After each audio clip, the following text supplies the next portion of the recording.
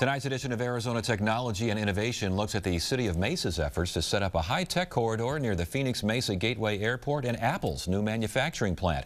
Here with more on the plan is Mesa City Councilman Scott Somers and Barry Broom, President and CEO of the Greater Phoenix Economic Council. Good to have you both here. Good to see you both again.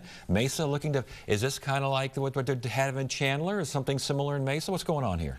Chandler certainly is an inspiration. They've had some tremendous success in that community, and we're hoping to replicate it with all the advantages we have in the Mesa Gateway area. And let's talk about exactly where this is. It's out by both Apple and Gateway, correct? Correct. Yeah, it's going to be, obviously Price Road kind of set the tone for the advanced industry and manufacturing corridor in East Valley.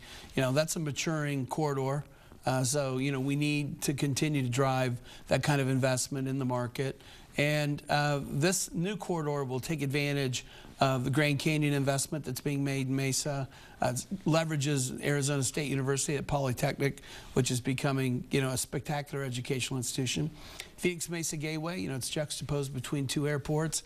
And hopefully, we'll get some additional opportunities because of Apple's presence. And I think we have a map here. It's obviously going to be called the Elliott Road Corridor. What is there now? Well, what we have right now is some tremendous infrastructure assets. We have water and wastewater, sewer. We have dark fiber, which is available for communications. We have significant infrastructure from SRP in power. And that's one of the biggest assets that we have had to help attract Apple, because companies like that need to have a power supply. And but again, is this empty land right now? Is this just waiting for something to happen here? Or? It's shovel-ready land, and that's what this process is trying to do. And so what we have created is a zoning overlay that matches the vision that Mesa has created over really the past 6 to 8 years to say we want development, but one of the roadblocks oftentimes is how long that process takes to go from land through zoning and permitting. So we're trying to cut that down. How much are you cutting that down? I mean, how much input are you going to have now? Well, essentially what we're doing is we're cutting potentially months off of this process by taking this corridor and creating a zoning overlay. And what that would say is that if you bring in another Apple or big company, rather than having to go through an entire zoning process, we're going to do that up front, put the zoning in place, and if you bring in this company and match the vision, all you have to do is sign the paperwork and the zoning's enacted. Well, what if I've got my eye on that Elliott Road corridor there and I don't match the vision? Well, you, as a property owner, you still have the right to go through the zoning process. So if you want to do big box stores, you have the right to come to the city council, go through the planning department, come to city council and say, this is my vision for this property and here's why I think it's better. These overlay ideas and getting everyone kind of on the same page for something like this particular industry, how important is that? Well, what it does, in the case of Mesa, it's a similar model that we used around Eastmark and with the D&B development over there. So we went from Gaylord, which, we had a down market occur that ended up holding that project, where we were able to convert Apple almost in the exact same, planning exercise. What you want to be able to do with developers, I mean, your development partner has to be the right partner.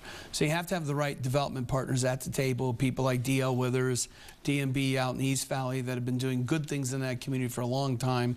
And you want to create a vision around the development.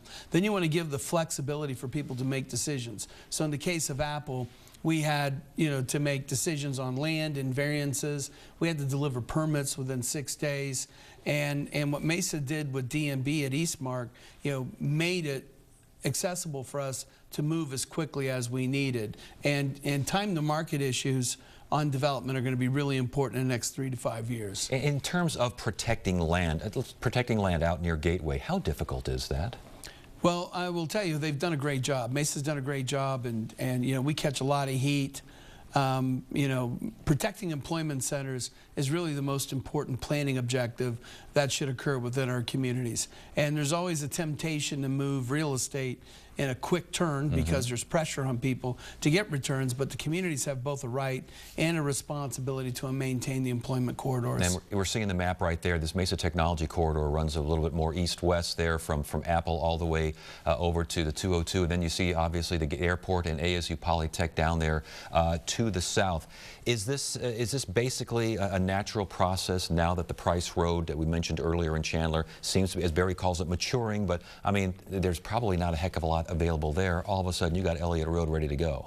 Well, certainly the East Valley is growing, and I think Chandler is going, eventually that's going to build out, but there are going to be more opportunities in Chandler and Tempe as they go vertical in some instances.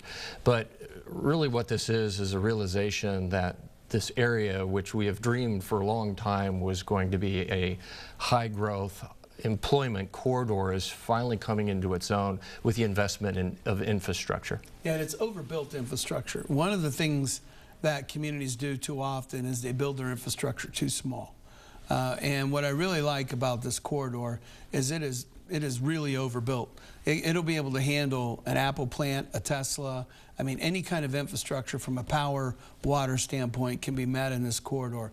There's also great services coming out of the East Valley community. So Mesa in particular, their water and sewer, your utility folks are very well respected. SRP, was actually under construction for Apple before Apple closed on the building. So there's a great infrastructure. It is overbuilt, which we prefer, and there's a real mindset to get things done. What are homeowners saying in the area? It looked like the height requirement was like 150, maybe the restriction was 150 feet, something along those lines. First of all, are there many homeowners out there? And secondly, if there are, what are they saying?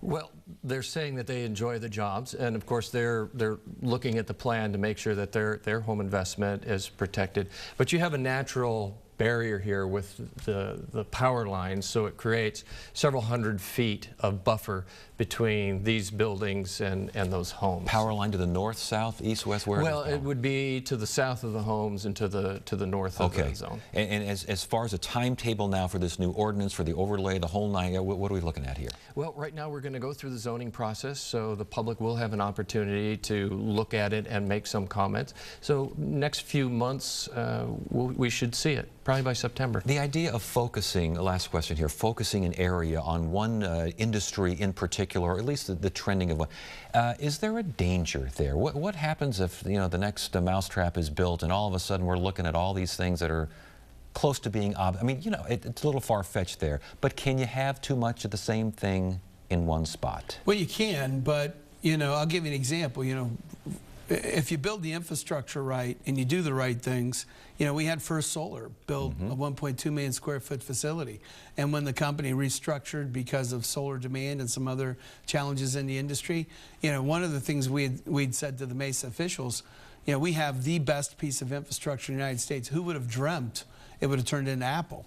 So building the right infrastructure is always the right decision. Staying in the advanced manufacturing space is always the right strategy too. And these industries like to be with each other. They like to be next to each other. They like to share pre-competitive relationships around technology and manufacturing processes. So you have to commit yourself to it, and you have to be disciplined in maintaining the planning and zoning objectives of the corridor. All right, the Elliott Road Corridor. We will keep an eye on that. Good to have you both here. Thanks for joining us. Thank you.